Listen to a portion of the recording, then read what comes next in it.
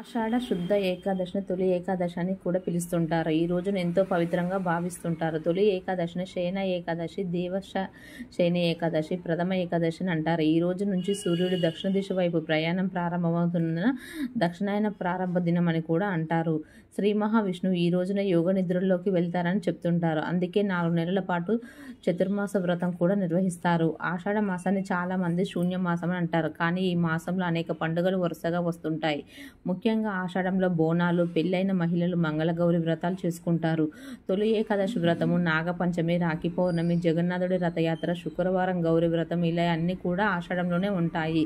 ఆషాఢంలో తొలి ఏకాదశి చాలా మంది భక్తులు జరుపుకుంటారు. ఈ రోజున చాలా మంది విష్ణుదేవుని అనుగ్రహం కోసం ఉపవాసం చేస్తారు. మరుసటి రోజు ద్వాదశి తిథిలో మాత్రమే భుజిస్తారు.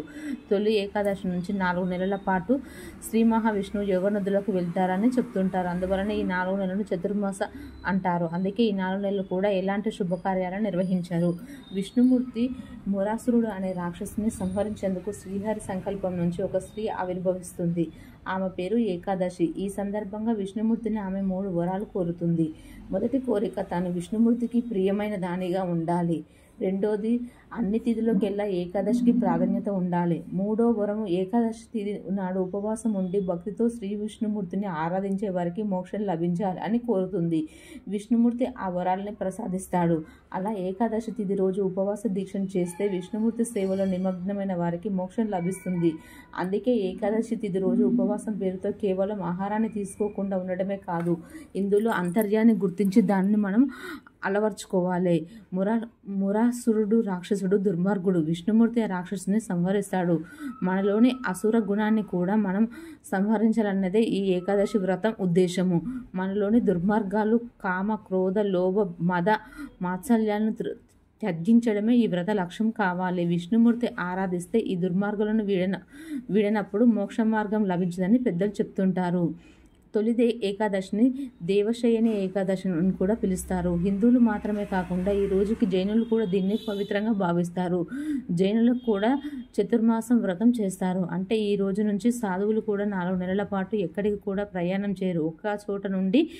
ఒకే చోట ఉండి వారి దేవుని ఆరాధిస్తారు. నెలకు 2 ఏకాదశులు వస్తాయి. అవి ఒకటి కృష్ణ శుక్లపక్ష ఏకాదశులు. ఈసారి తొలి ఏకాదశి తిథి జూలై 16వ తేదీ మంగళవారం రాత్రి 8:33 ప్రారంభమై జూలై 17వ తేదీ బుధవారం రాత్రి 9:02 ముగుస్తుంది. ఇది 2024 తిథి.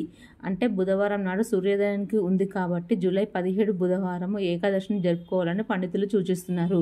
తొలి ఏకాదశి రోజున ఏ చిన్న పని చేసినా అది 1000 రెట్లు ఫలితాలను ఇస్తుంది. అందుకే ఈ రోజున చాలామంది ఉపవాసాలు ఉంటారు. కేవలం పండ్లు, పాల మీదనే ఉపవాసం ఉంటారు.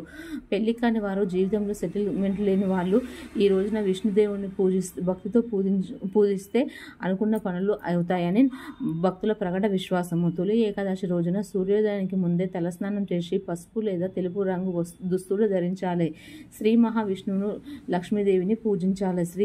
శ్రీహరికి తులసి దళాలు, పూలు అంటే ఎంతో ఇష్టం. అందుకే రకరకాల పూలను సమర్పించుకోవాలి. రోజంతా దేవుడి పేరు స్మరిస్తూ అందులో చక్కగా మాట్లాడాలి.